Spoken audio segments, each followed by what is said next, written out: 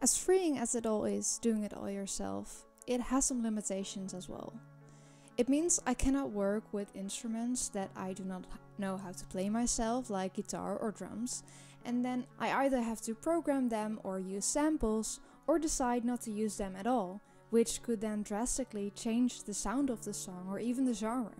And on top of the practical limitations, I had some limiting beliefs that I had internalized about what good music is and how it is supposed to be made. Hi, I am CARO J, I'm a singer-songwriter and I am currently trying to DIY myself an album.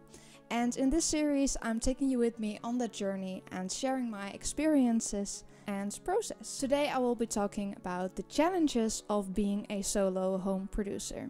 The music I make and the music I listen to are drastically different. And partly this is because of, just producing something else than you're consuming, which most people do to some extent. But it is also because of most of the music I listen to is band-based. Real instruments, live instruments, not as much about production, but more about performance. Something I also touched upon in the first video about why I got into this project at all. I'm still not sure what I prefer to be making. I could collaborate with other musicians and record something. I probably will in the future. But for now, I want to try to do it on my own and embrace the position of being a solo home producer. This way I have complete freedom. Creative freedom, but also freedom in time and flexibility when I work on things and when I do not work on things, something I need to be able to combine this with my job. So I have to accept the consequences that come with this decision. Partly that I have to accept the limitations of what music I can make on my own from home and which I cannot. But also I needed to overcome some limiting beliefs that I have internalized about making music and making good music. The first limitation I ran into was that the main instrument of a lot of the music that I listen to is a guitar. And apparently that is one of the most difficult instruments to create digitally. I spent, or rather wasted, a lot of time trying to work with guitar plugins and make it sound like the real deal, but it's just not happening. So there were basically three options there. The first, I could work together with a guitarist, ask them to record something and then work with the recording, which is a super good idea. And a lot of people are doing that, and I will probably want to do that in the future. But for now, for this project, I wanted to stay solo, so there were two options left. First, not use a guitar at all, which would mean changing the sound of a song and maybe even switching genres a little.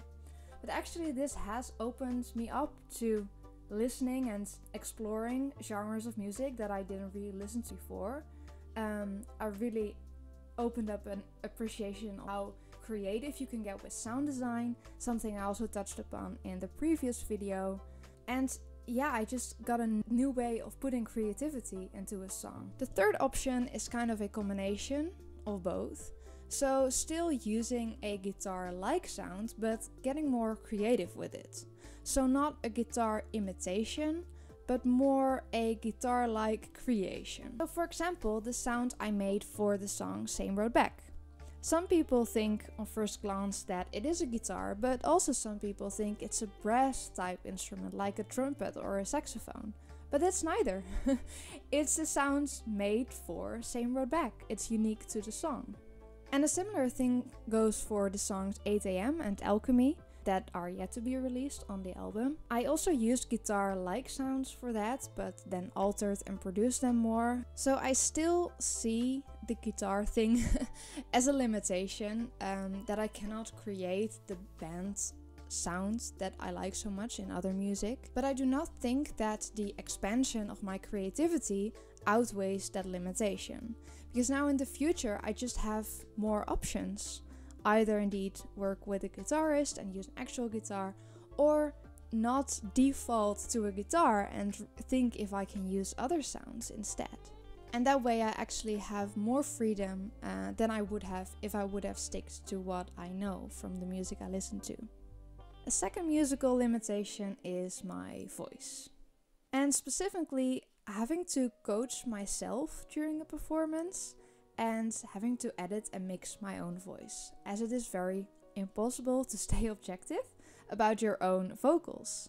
And also, my vocal abilities are far from perfect. Specifically, I'm not very good at belting, and I really want to learn how to sing with distortion. So those are two things that I will be focusing on and trying to learn and practice. But in the meantime, I also want to accept my voice as it is and appreciate the elements of my voice that I do like, and implement the strengths of my vocal abilities more in my songwriting. So basically, not writing songs for the voice that I would like to have, but the voice that I do have. And otherwise, I can write for other people, maybe in the future. For now, I started to experiment more with vocal production techniques like layering and harmonizing and using effects on my voice, things that you cannot do live, but you can do in a production. The third struggle of doing this all myself is imposter syndrome.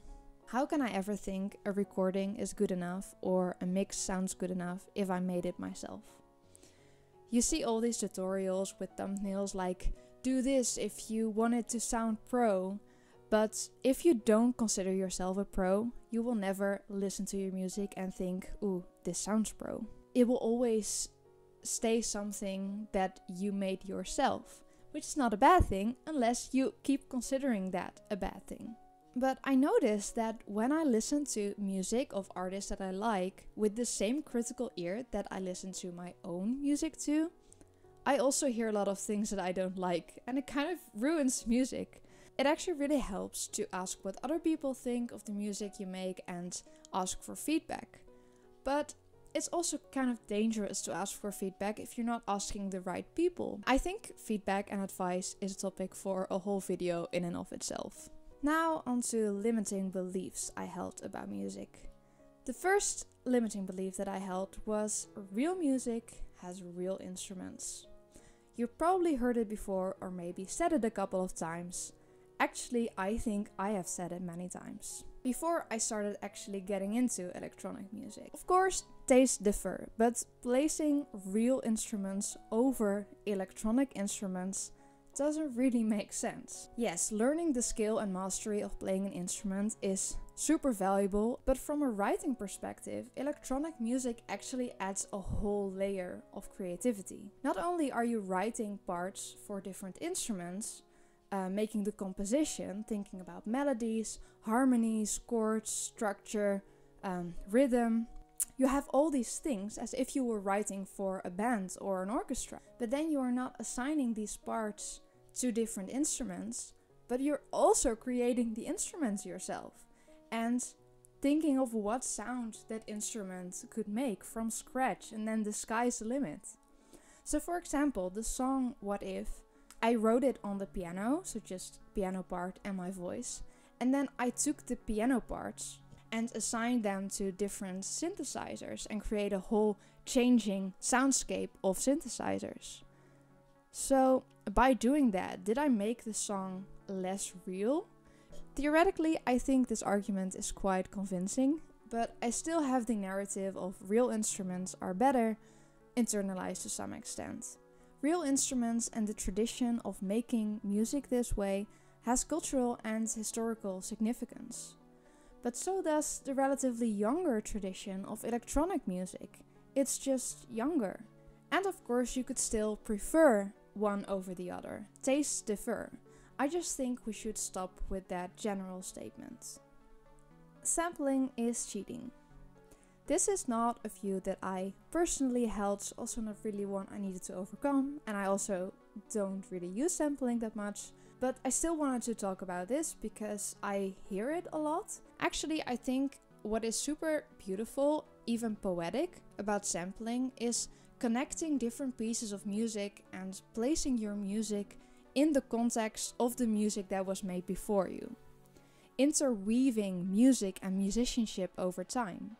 Acknowledging that the music you make today is a product of the music and musicians before you.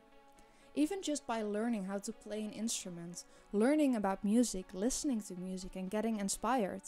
And sampling can make this tangible in an awesome way. The last one, pop music is cheap. I used to mainly listen to alternative music, like punk, hard rock, prog rock, symphonic metal, and most of my friends did as well. And even though it's super elitist and wrong, it still kind of stuck with me that the more alternative or obscure the music is you listen to, the better you are as a listener. It took me quite a while to admit to my friends that I'm actually a Swiftie. It's me, hi, I'm a Swiftie, that's me. And well, you don't have to like everything, I don't. But there are many different things about music that can have value. There can be complexity or novelty or beauty, but specifically for pop music, having the capacity to connect to a lot of people and that way playing a part in pop culture and our shared consciousness can be valuable in and of itself.